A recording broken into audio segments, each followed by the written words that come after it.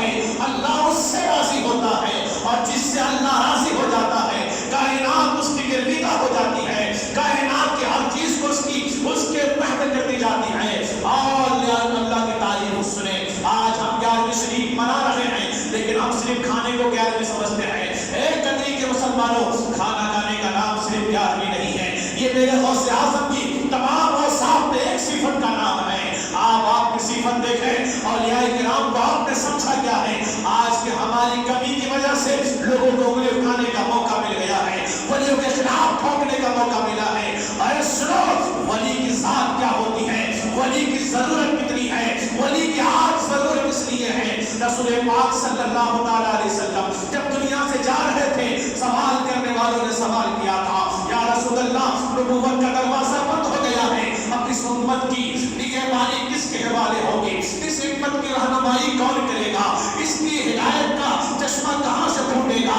میرے آقا نے کہا تھا نبوت کا دروازہ بند ہو رہا ہے لیکن ولایت کا دروازہ کھل گیا ہے، ولایت کا دروازہ کھل گیا ہے۔ جو کام نبیوں کا تھا میرے امت کے اولیاء وہی کام کریں گے، میرے امت کے علماء وہی کام کریں گے۔ جملہ آتا ہے العلماء ورثۃ الانبیاء، لیکن یاد رکھیں کس کے بارے میں کہا گیا ہے؟ انبیاء کے وارث ہونا اتنا آسان نہیں ہے۔ آج ولیوں کے خلاف بولنے والوں ذرا سوچو، آج عالموں کو علماء کو نبی کا وارث قرار دیا گیا ہے۔ کس چیز کا وارث؟ نبی کے جائیداد کا وارث نہیں ہے، نبی کے مکان کا وارث نہیں ہے، ہاں نبی کے علم کا وارث ہے، علوم نبوت کا وارث علماء ہوتے ہیں۔ جو علماء نبی کے علم کے وارث ہوں، اگر عالم جھوٹ بولتا ہے وہ نبی کا وارث نہیں ہو سکتا، عالم اگر سود کھاتا ہے وہ نبی کا وارث نہیں ہو سکتا، عالم اگر بے نمازی ہے وہ نبی کا وارث نہیں ہو سکتا ہے۔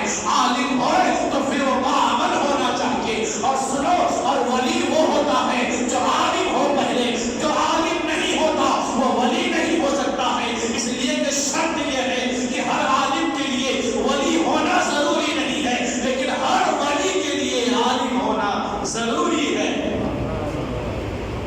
ہر ولی کے لیے عالم ہونا ضروری ہے۔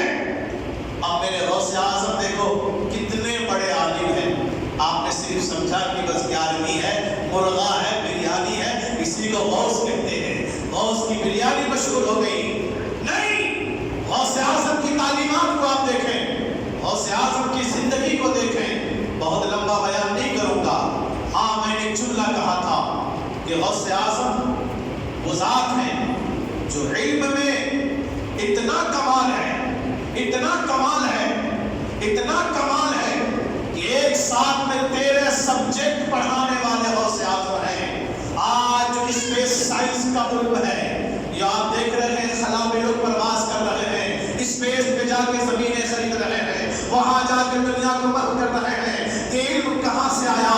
تاریخ اٹھا کے دیکھو، یہ انگریزوں کا دین نہیں ہے، یہ غوث اعظم کا فیضان ہے۔ اس علم کو ایجاد کرنے والے غوث اعظم ہیں۔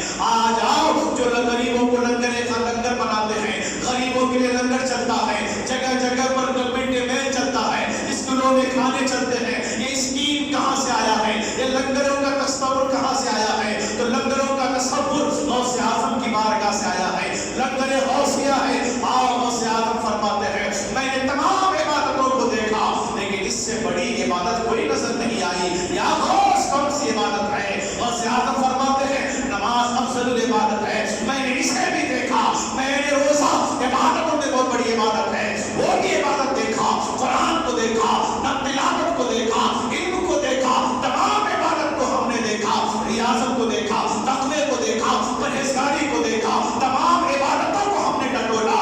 غوث اعظم وہ ولی ہیں، اللہ کے ولی ہیں، جن سے کوئی عبادت نہ چھوٹی ہے، نہ نماز کبھی چھوٹی، نہ روزہ کبھی چھوٹا، نہ کبھی حج چھوٹا، نہ زکات چھوٹا۔ ارے نماز، ارے آج بغیر نمازی ولی بن جاتے ہیں۔ میرا غوث وہ ہے جو نمازیں اتنی پڑھے، اتنی پڑھے۔ ایک مرتبہ ایک بادل کا ٹکڑا آیا، غوث اعظم حجرے میں بیٹھے ہیں، آگے کہنے لگا اے عبد القادر، تجھ پر اللہ نے تیری نمازیں معاف فرما دیا ہے۔ اللہ اکبر، اگر یہ پیغام کسی کو مل جائے تو خواب میں کسی کو بول دے اے بھلا تمہیں نماز پڑھنے کی ضرورت نہیں ہے، اللہ نے تجھے نماز معاف کر دیا ہے، لیکن وہ خوش ہو جائے گا، وہ جا کے لوگوں سے تعبیریں پوچھے گا، سب سے جا کے کہے گا مجھے خواب میں یہ الہام ہوا ہے، خواب میں مجھے یہ دکھایا گیا ہے کہ تجھ پر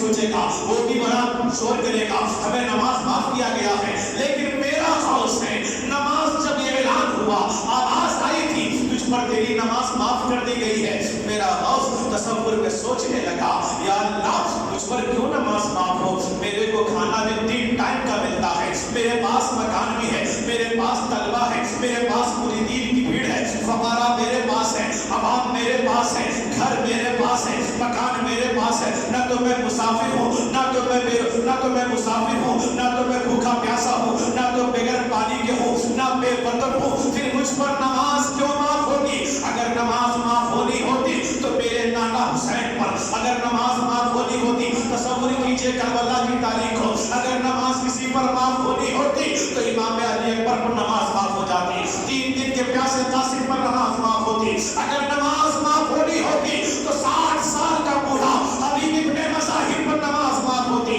کربلا میں 3 دن سے پانی بند تھا, نماز معاف نہ ہو سکی, کربلا میں اذانیں بھی ہو رہی تھی, کربلا میں نماز بھی ہو رہی تھی. اگر نماز کسی پر معاف ہوتا تو میرے نبی پر جو شیعہ کی تعلیم میں 2 سال 2.5 سال محصور تھے, پتیاں کھا کے گزارا کر رہے تھے, نماز معاف ہونی ہوتی تو وہاں معاف ہوتی. لیکن جب نبی پر یا پھر امام حسین پر کرب و بلا میں نماز جب معاف نہ ہو سکی, اے عبد القادر تو کون ہوتا ہے کہ تجھ پر نماز معاف ہو جائے؟ یہ سوچنے کے بعد جواب دیا, لگتا ہے تو شیطان ہے. جب شیطان کو جواب مل گیا تو کہنے لگا, عبد القادر تو بچ گیا. تو اس نے دوسرا سوال کیا کہ تو ایسے نہیں بچا, تجھے تیرے علم نے بچایا. او عبادت گزارو, اپنی نماز و تسبیح و تحلیل پر فخر مت کرنا. نمازیں پڑھتے ہو چھپانا, تسبیح لے کے کھٹ کھٹ کھٹ کر گلی گلی گھومنے کا نام تسبیح نہیں ہے. تسبیح پڑھو تو رب جانے تم جانو. یہ دکھا دکھا کے تسبیح پڑھ کے ملا مت بنو, غوث اعظم سے سیکھو. جو ولی کا استاد ہوتا ہے اس کو کیا پتا تسبیح کہتے کس کو ہے. تسبیح سننا ہے, تسبیح پڑھنا ہے تو آؤ قصیدہ غوثیہ پڑھ کے دیکھو, آؤ غوث اعظم کے سلسلے میں جڑ کے دیکھو, تمہیں پتا چلے گا پیر کیا ہوتا ہے, مرید کیا ہوتا ہے. غوث اعظم نے کہا, جب جواب سوال آیا کہ تجھے تیرے علم نے بچا لیا, اب میرا دوست سوچنے لگا, بڑے بڑے علم